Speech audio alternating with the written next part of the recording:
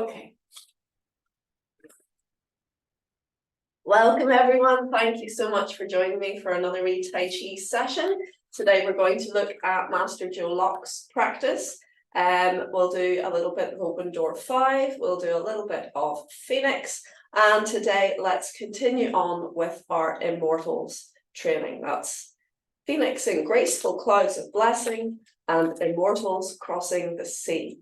So let's take right hand in fist, please. Left hand straight, tuck back the thumb, feet together, hands together, and press forwards. Lovely. So let's just go straight in to Wuji. Excuse me with my bare feet. I know in certain martial arts that's normal, but my socks got wet outside doing some garden duties. So this is today's practice. Heels together, please, toes a little bit apart. Let's float up through the top of the head, the chin slightly down and back. And let's just take a few moments in Wuji.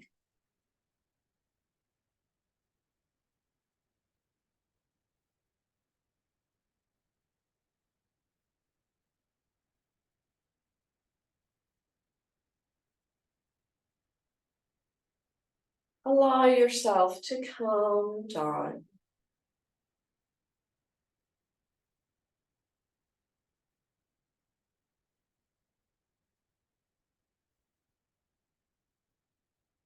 Feeling through your body, into the feet, into the floor.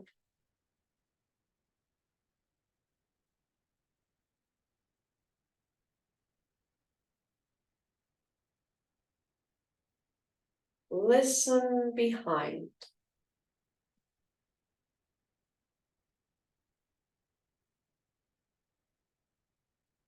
Good. And let's bring the awareness gently back to the room.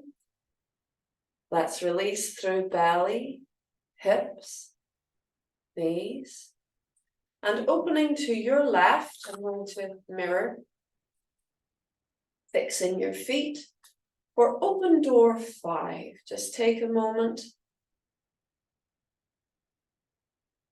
Find all 10 fingers, gently pressing them down.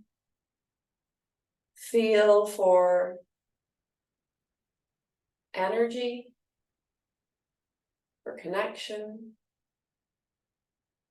Ready, start.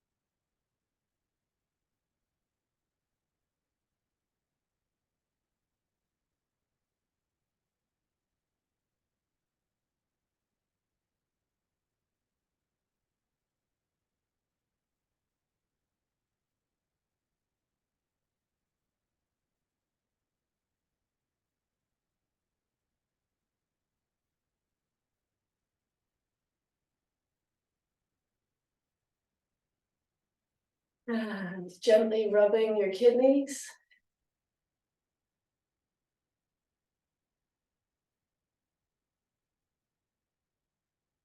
Very good. Well done. Release, relax down. And let's close. Good. And heel tap. Excellent. So let's ease out of our stance. I find open door 5 is very useful for just getting the energy flowing, getting everything sort of started. So it's a great introduction. It's a lovely wee warm-up in itself, but let's do the 4 corners of the hips, please. I also find it's like a diagnostic, you know, as you go through the movements, you can feel any areas that aren't quite behaving themselves right. For me, I found it in my right hip, in the quad. It felt restrained, a bit yuck. It felt a bit kind of compromised. And I often find that when I'm doing my open door 5, I do notice that restriction, that sort of slight blockage in energy. And it's not that open door 5 is giving me the blockage. I really feel it's drawing it to my attention, drawing it to my awareness. And I know that I have alignment issues within that area. And it also affects, obviously, the shoulder. If the hip is off, then the shoulder is often off as well. So I think it's useful, that exercise. As I say, it's great to help energy flow, but it's also very useful that if you are listening to your body as you practice, you will pick up on any places that actually need a bit of attention. So let's change direction, please. Now, I would say actually you could just continue on and do multiple repetitions of open door 5, and that may well help to shift that energy. So if there are any places where there's stagnation or restriction in the energy flow, it will really help to process it out. Similar to the likes of acupuncture, that you get a little needle stuck in one meridian somewhere along the line, but it actually helps to flush and clear and get the energy to flow throughout the entire line, and obviously then all of the organs and aspects associated with it. So so you can use your Qigong in a similar fashion, especially things like open door 5 that are just general energetic cleansers, if you like. It's really designed just to help the general circulation of qi. And of course, that's all important. That's what we're looking for in Tai Chi, is to get the energy flowing, to flush out any blockages so that the energy can naturally come into balance. So let's come back to center. We'll just do a few little movements, please, to continue to warm and release any little blockages. So we're going to add a twist. And to the other side. Remember, Tai Chi is a holistic practice. So yes, doing these exercises themselves will be very beneficial, but we also want to look to our life in general and see how we're behaving, and notice in our minds, okay, am I doing something that is balancing me or bringing me out of balance? Let's go one at a time, please. One of the biggest issues I think that we face, certainly in Western society, but I'd say all over the world as humans, one is maybe poor nutrition for whatever reason, either if we can't afford good food or we have become addicted to not so good foods. But another major, and even more major issue is lack of sleep. And I know I was a bit late to bed last night, so I'm a little bit under rested. But if you're not rested, your whole body will complain.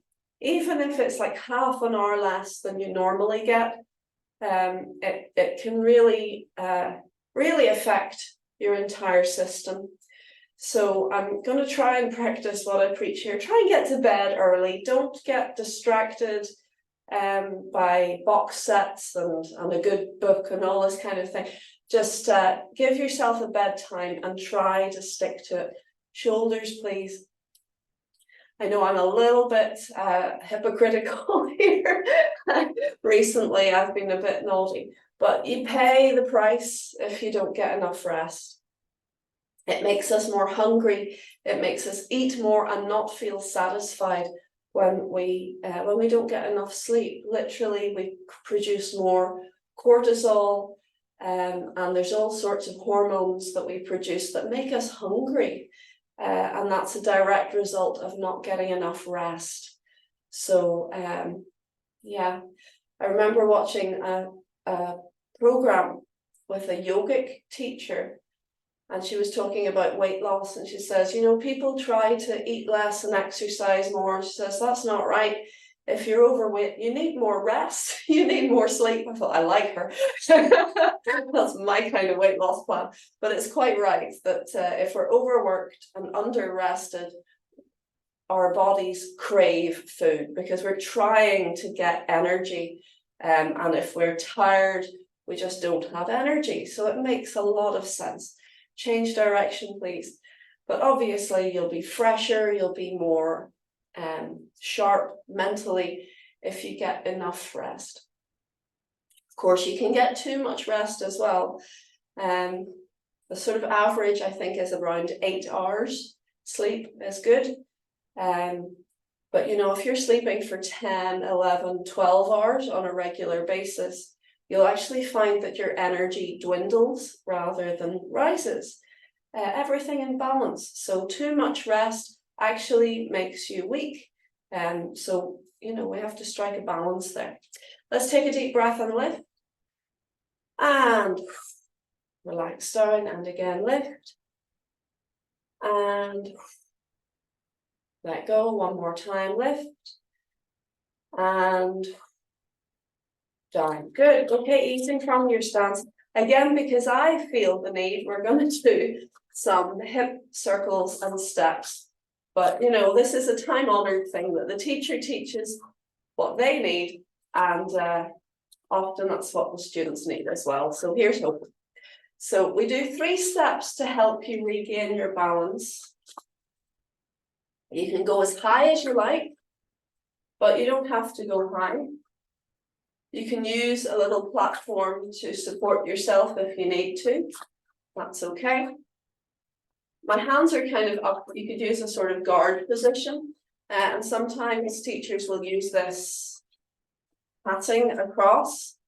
And you'll see this again and again, often in Chen style, but in Master Lok style, you'll see this striking as well. Good. Okay, now let's change direction. So we're going to go outside to inside, outside to inside. And you'll notice that there's a kind of twist that occurs on your supporting leg. So my advice is allow the twist to actually pivot you. Notice I'm actually turning on the balls of my feet. And that's less extreme on the supporting leg. Good, getting a bit of exercise, lovely. And let's march it out. Let's see how you feel. Good. And I quite like this one as a recovery exercise, just trying to reach your knees, lengthening through the spine as you go through center. Very nice. Okay, let's ease from our stance. We'll take a little stretch and then we'll go on to our form. Okay, so let's take a 3/4 step forwards. Notice there's a bit of width. The back foot is allowed to be slightly turned out. And we row our boat forwards and back.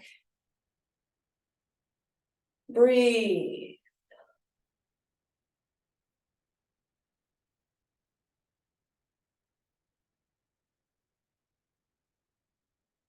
I'm wondering, will my sinuses cope if I lean forwards today? Let's try and see. Okay, so you have a bit of hay fever at the moment, so I might be running for a tissue, but let's see. Let's feed the weight back and slide the hands down to just above the knees, keeping the hips square if you can, lengthen through your spine. So you're not just folding all the way forwards, you're hinging from the hips, lengthening the spine. Breathing into the stretch. Excellent. Okay, so let's lift the toes, pull them back. And if you can, take hold same side, hand to foot, pulling the toes back, keeping the spine nice and long, keeping the knee braced gently straight. Good, relax the foot down and up you come. Ooh, good, and easing from your stance. Good, let's do the same on the other side. Extend forwards. Let's do our little forwards and backwards movement. Something I hear almost on a daily basis as a Tai Chi teacher. I work with people who are quite often, say, over 50. Not always. I know we have younger folk in the class today as well. But quite often, now hold on, what I'm seeing, Juanita, be careful, I want you to come underneath and forwards and back and down. Be careful not to go this way. Don't be going up and out. This is an exception to the normal rule in Tai Chi. This is the way we want to go: underneath, up, back and down. Normally, all exercises you do in both directions. This one is unique in that it's a one-directional practice, as it aids digestion, whereas the other way goes counter to the natural flow. Good, okay. So let's feed the weight back, gliding down to just above the knee, lengthen the spine, and keep breathing. Good. I'll continue my story when we finish this exercise. Keep breathing, lengthening that spine, keeping the front leg quite straight, back leg bent, weight back. Good, release, pull those toes back. If you can, take hold, same side, hand and foot. Keep breathing.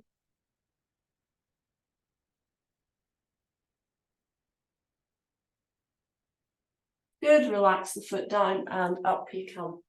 Excellent. Yes, so what I was saying, almost on a daily basis, people will say to me, I'll just put it out to the world in general, oh, you know, I'm getting older, so any aspect of their body that isn't quite functioning as well as it maybe once did, they put it down to age. And let's swing the arms just a little bit, with a little bit of a bounce. And though, yes, as we age, the body does slow down a little bit in recovery, it can get a little bit more creaky. But in general, age is not an issue. You have people doing Tai Chi well into their 90s, and they're more spry than some 20-year-olds that I know. So it's not, age is not a factor. It should never be an excuse. And I know I've used it myself. I say, oh, I'm getting old, I'm getting creaky. No, it's just that with age, let's do one at a time, please. Little bounce. With age, yes, you know, we do need a little bit more maintenance. And if there are any issues that we sort of breezed through in our youth, they will be more obvious as we get that little bit older. But it's not the age. Age is not an issue. It really isn't. The issue is that you can't keep making deviation. You can't keep doing something slightly wrong and expect to be fine. Do you know what I mean? So as we age, if we're doing, say we're doing an exercise slightly wrong, eventually the repercussions of that mistake will catch up with us. So it's not our age necessarily, it's just the sheer volume of repetitions starts to show signs of wear. Just like a car, you know, if you're driving a car and one of the wheels has a bit less air in it than the rest, eventually, after many, many miles, the car will show signs of that imbalance. And it's not the age of the car, it's the fact that we're doing things that are slightly out of balance. So yes, as we age, we're going to find things a wee bit more tricky, but actually look to your practice, look to the food you eat, look to the rest you get, look to the exercise you do. Don't blame it on age. Age is nothing. If you look after yourself well, you'll be grand. I promise you. But yeah, it's too easy an excuse, and it means that people stop looking for solutions when they're just going, oh, well, I'm getting old, so this is inevitable. No, it's not. You can help yourself at all ages. It's the same. You just, once you're after your teens, we just have to take a little bit more care of our system. And what better way than to do some Phoenix? So let's do Phoenix once the way through, see how you get on, please. Let's come over to the right. And let's lengthen up. Chin slightly down and back. Take a few moments and calm.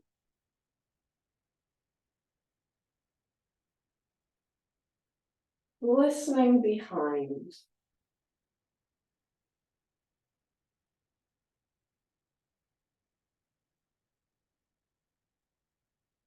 Let's find all 10 fingertips. Gently press the fingers down.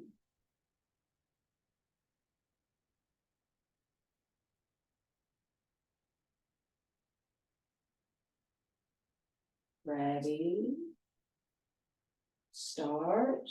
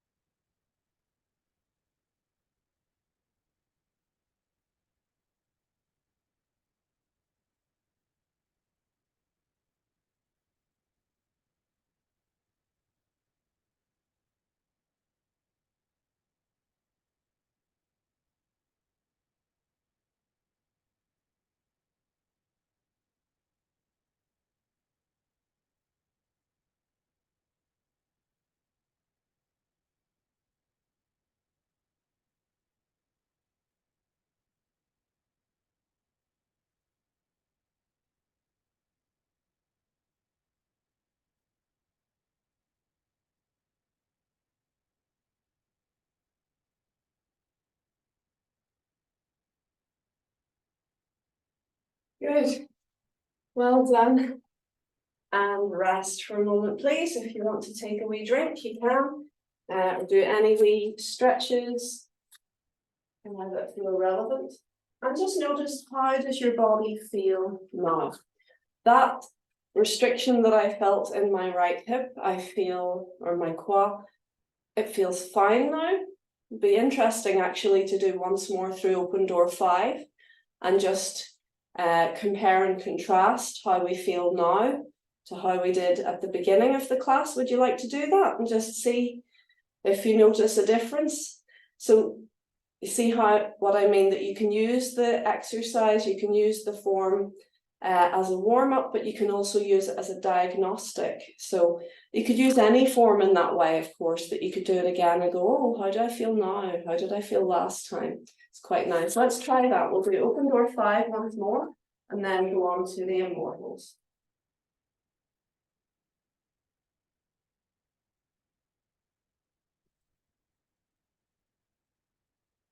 Okay.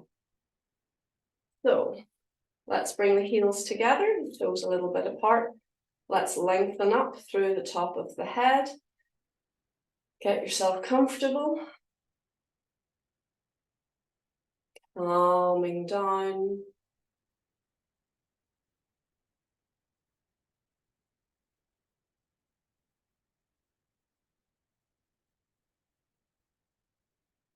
Listen behind.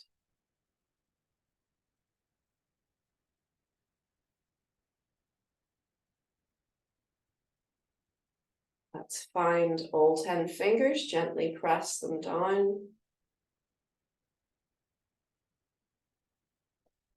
Good, and let's begin.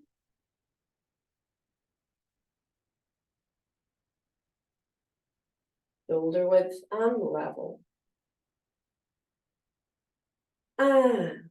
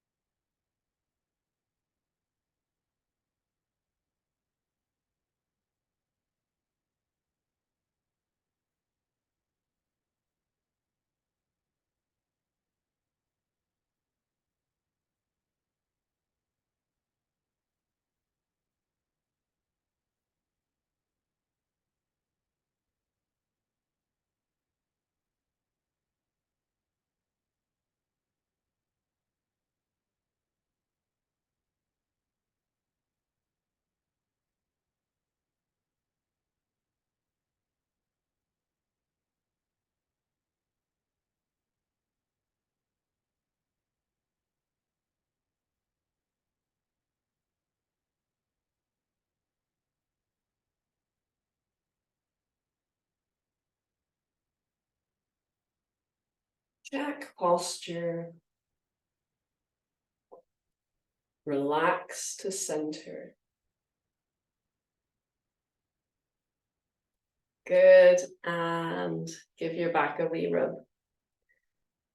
It's funny, using the video or recording and teaching a class like this, I can keep an eye on myself, you know, I can see. It's like having a mirror, really. I can watch. And I realize that all of the little corrections that I'm often given in standing practice, they're right, you know, the alignment issues are right there all of the time, as is, you know, that's what you would expect. But in my mind, you know, in all of our minds, we're in the best alignment possible. And then I say, oh, my head is off, my shoulders are off, my hips off. So regardless of that, did you notice a difference? Come and talk to me for a wee second, please. I'd be really interested to hear if you notice any change between your first open door 5 today and that one. And personally, I was expecting the restriction in my hip and it wasn't there. So it has released.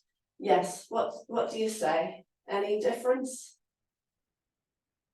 I know it takes a second to unmute and all that kind of thing. Yes, Eric. Yeah, I found it easier actually. It flowed better. I'm not quite au fait with open door 5. Okay. Certain moves in there, you know, from the side. Are your hands closer to your body or are they further away? Mm-hmm. But yeah, it was easier the second time. Good, excellent. Okay, well that's good feedback. So we'll maybe have a look at it, then we'll do it again, and I'll give you the side view so that you can see what's going on. I can also talk you through if you think that would help. Yes, I think it would, yeah. Yeah, okay, no problem at all. Yeah, it's a lovely wee sequence. It's very simple. But yeah, you're quite right that a front view and again on the flat screen it may not be so clear what's going on. So that's no problem at all. Yes, we'll go over that. Yeah. Okay, Juanita, how did you find it? Yeah, no, it was a wee bit more smoother, if that makes sense. Yeah, absolutely. So the muscles weren't so resistant of moving, if that makes sort of sense. Yeah. Absolutely. So it's useful. You know, we have certain exercises that we do for warm up. You'll notice sometimes when we're doing warm down, I revisit the same exercises that we used for warm up in warm down. But you can use that. You can do any of your practice. Say, for example, a simple exercise that we'd often use, like silk reeling, for example, is a beautiful way to get the energy flowing at the beginning of a class. Maybe you've done, you know, if you're doing a full 3-hour class, you can do your warm up, you can do your stand, and then you can do some silk reeling and maybe finish with some form.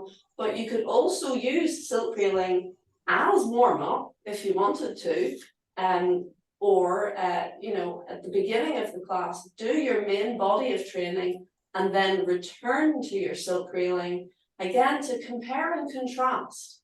So I think an awful lot of students' lack of realization that they're making progress is because they don't do this compare and contrast thing. And it's something we do in therapy. I'm a physical therapist, you could say, an EMET technician, EMET therapist, and various other therapies. But in EMET, it's a very useful thing that we do measurements. We go, okay, so how far can you lift your arm, or how far can you move your leg, or whatever. So we test before we do the treatment, and then we test again afterwards. And okay, so how far can you move your arm?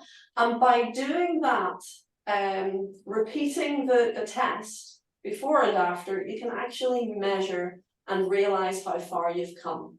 And you know, if I were to do the technique, you know, someone says, oh, I have a sore arm. Well, if it's just pain, fair enough. Is it still sore? You know, that's your test.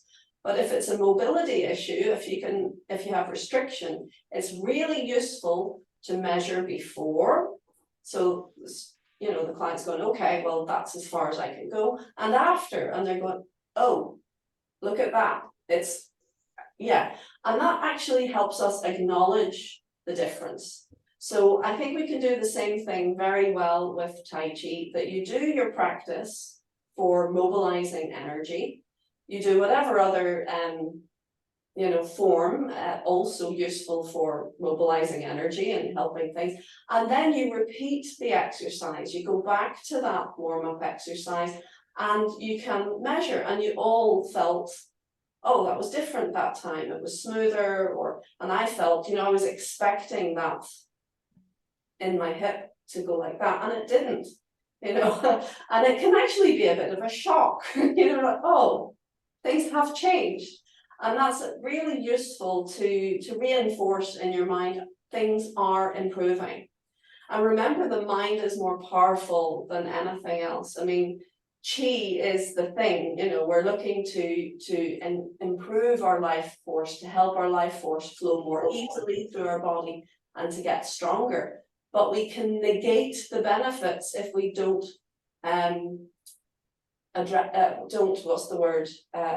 acknowledge that there is a change. If you're doing good stuff, but your mind's going, yeah, well, I've done my Tai Chi, but much the same, then you can actually undermine the benefits. So do the practice, acknowledge the difference it has made, and that will actually facilitate a better, more complete transformation. I mean, sometimes they call Tai Chi alchemy, because you're turning one thing into another. You're going from a sludgy, uncomfortable, unhappy system into a happy, well-functioning system. That's better than turning lead into gold. You're turning your system into a happy, functioning body. So it's really useful. I would encourage you to keep going back to the basics before and after your main body of practice, and you will notice, you'll be able to measure and acknowledge what a difference you're making. I mean, of course, you'll feel better and you'll feel good through your day after your Tai Chi, that's a given, but it's really nice to quantifiably measure. So great, let's get up and we'll do a sideways just for Eric there to get a clearer view of Open Door 5, because the less deviation from the choreography, then the more benefits you're going to get. So let's get up again. And I'm going to actually show you the moves sideways on, and I will verbally guide you through as well. Okay, so I'll just pop you back on mute. Lovely, and if you'd like to get up, please. It's a very simple practice, Open Door 5, but we never mistake simple for unworthy. Actually, the simple stuff has all the benefits, and it's much easier accessible than the complex stuff. Okay, so we start with our heels together. You can face me, but I'll show you from this side. So heels together, toes a little bit apart. First of all, we have Wuji, so we lengthen up. Just think of floating the top of the head up. Nice and gentle, chin slightly down and back, and we allow gravity to release and lengthen the body downwards. Let's find all 10 fingers and just gently think of lengthening or pressing them down, as if you're pressing your fingers into the earth. And you'll feel the tingling, the energetic awakening in your fingers. And you'll notice with the top of the head still light and floating up, and the fingers pressing down, all of the joints between those 2 areas or 3 areas are releasing and becoming energetic. So now we release belly, hips, and knees. And we're going to open to the left and fix the feet shoulder width and level. All right, the first exercise, we're scooping level with the tailbone. We scoop under. And as you do that, can you just try that a few times? As you scoop forwards, you will feel energetically the energy goes from the tip of the tailbone up the coccyx. So it's actually going up your back just a little bit.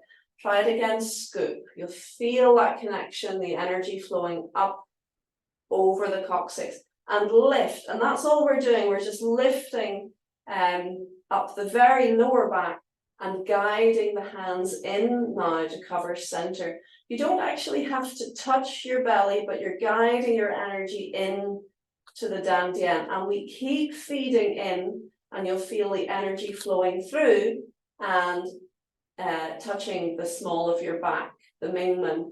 So we lift now just a little bit, guiding the energy up and over the belly, releasing, relaxing. And it's rather like you're going over a baby bump or a beer belly. You're just scooping over the belly and in and under. So the palms are facing up again, level with the base of the body.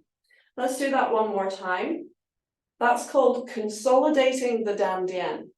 So it's bringing about a more clear focus of energy in the dantian, in the center of the belly. Ready? Check posture. Release, relax down, press those fingers down. And connect with the tailbone. Feel up through the coccyx and lift. Guiding the hands into center. Feel through to the small of the back. And lift. Up and over, scoop underneath. Feel to the tailbone again. Now Tai Chi begins. We split the ball and feel up the back, over the shoulders, along the arms to the fingertips. Notice the arms are slightly in front of the body. It's not absolutely to the side. Good. And release, relax down.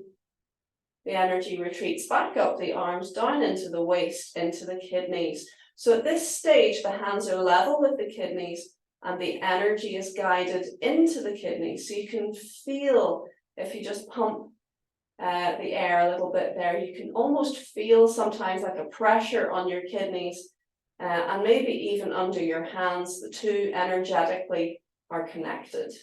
And we're going to scoop around the kidneys with the hands coming in and underneath, and take a nice deep breath, floating up. Think of gathering as much chi as you can from the air, breathing out, release, relax, guiding the arms down. Notice they're slightly away from the body. They're not right up against the body. And again, we settle down at waist height, bringing the energy to kidneys.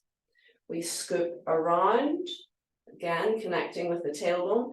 Fingers overlap, and we guide the energy up. Again, you're not right against your body. There's a little bit of space.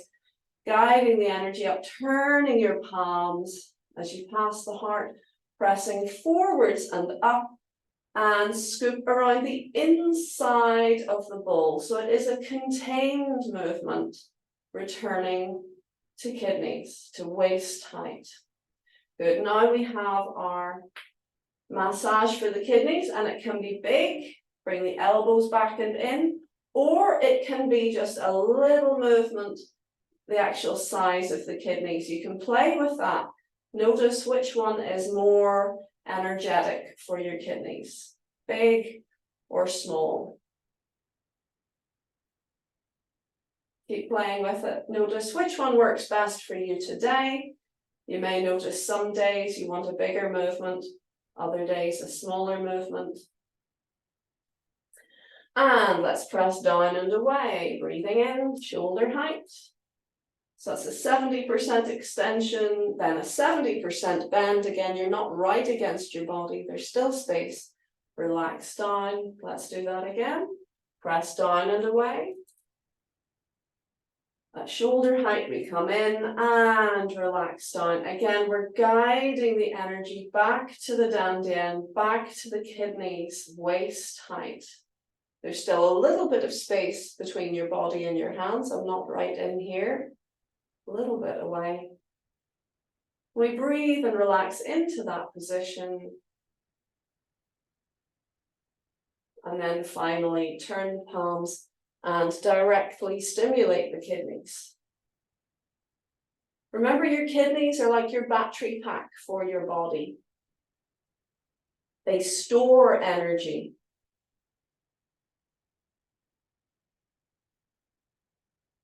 So we want to keep stimulating them. In Open Door 5, we do a lot of kidney stimulation. Good, and relax down and close. Very good, and ease from the stance. So hopefully that made that a little bit clearer. Can I get a thumbs up or yeah, happy? Okay, lovely, well done. So yeah, it's a very potent wee exercise. It really does help the general flow of energy around the major meridians of the body, the governing channel up the back, the conception channel down the front, and the girdle meridian around the waist. So if those channels, the energy is flowing well, everything else stands a good chance. If there is any blockage or restriction in the main channels of the body, that spells restriction and lack of flow then in the more subtle channels of the body. So if we can get the main structure moving happily, everything else stands a good chance of getting full energetic flow. Good. Now, I did mention we would do some immortals today, so let's just go through what we have done so far. We've got up to, I think, Immortals Fishing Toad. I don't think we have done any further than that, but we're getting quite close to the end. So maybe by the end of summer, we will have finished the Immortals. But let's just do what we've done so far. Let's give it a go. We'll come over to the right, please. And again, just give yourself a moment to settle.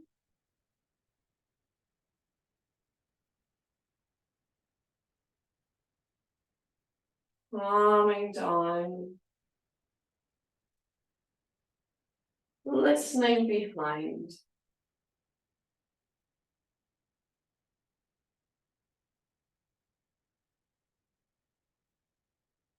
Let's point the fingers to the floor. Ready. Start.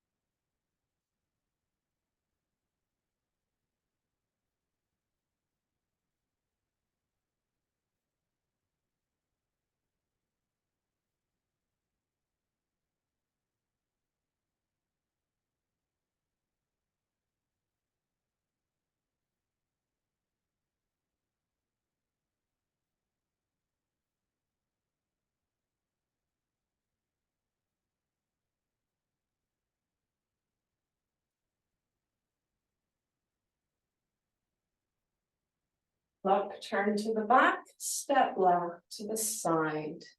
Pluck left as you turn to the left, right hand follows. Pluck right, feed the weight back.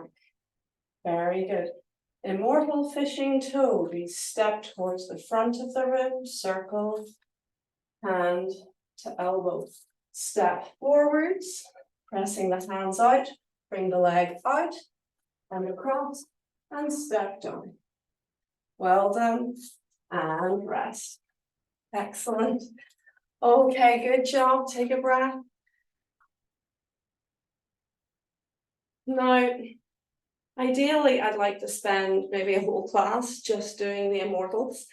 But for now, we're going to leave it. We've just touched on it just to bring it back to our awareness that little bit. Let's finish the class again with Open Door 5. Repetition is always your friend, as long as you're not in agony. Repetition is going to deepen your practice.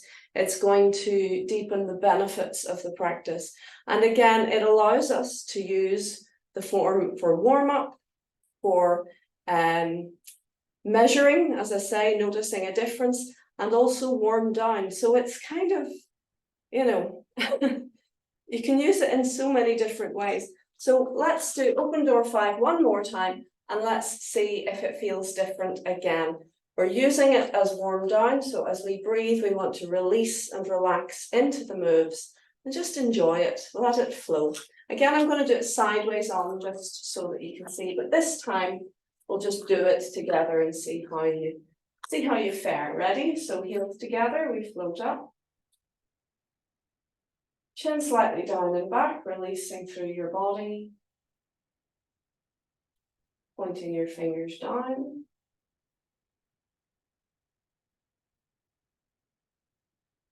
Open. And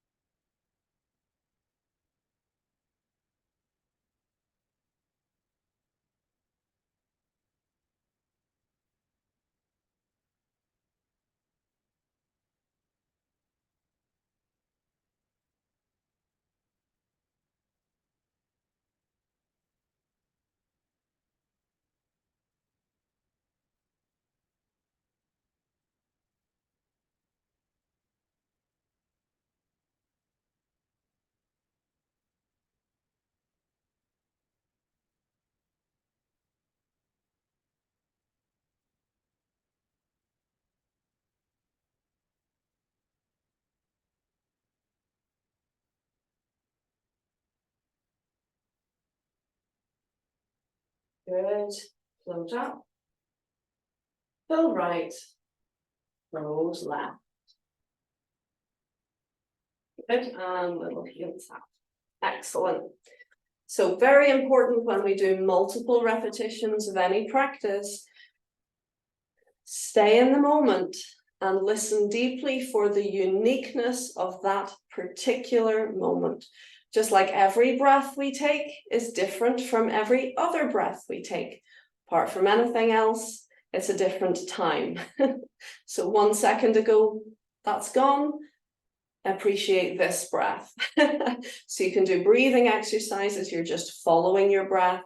Don't be getting to the stage you're like, yeah, I know all about this, and then just not concentrating.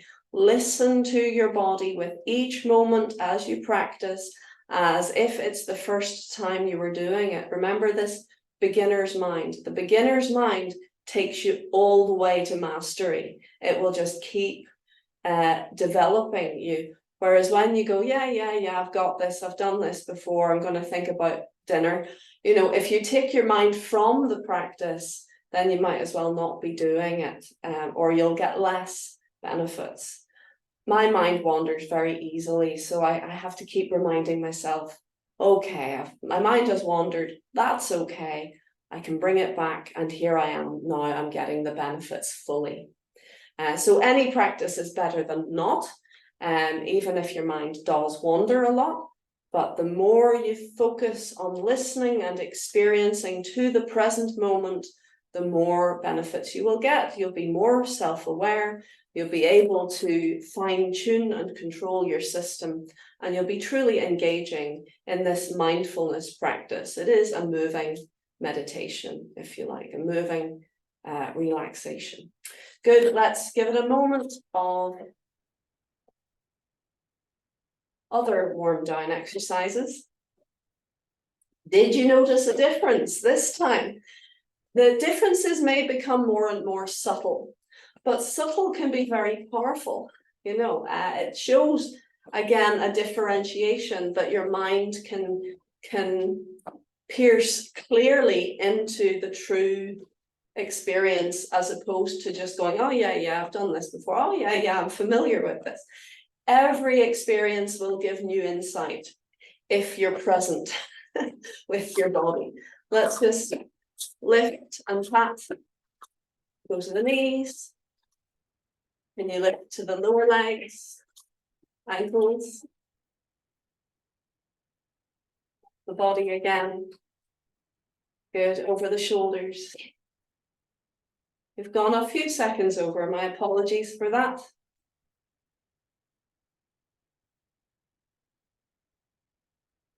Back to center. And just let the body hang. Floating through the top of the head, let everything else nice and relaxed, and just listen to your body for a moment.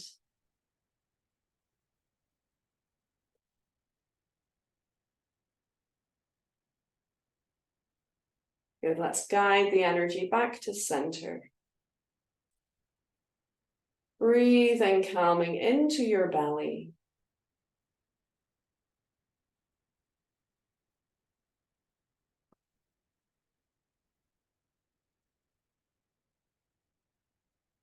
Feel your energy is stronger. Beautiful work today, folks. Thank you so much for joining me. Let's salute and have a lovely weekend. I look forward to seeing you next time.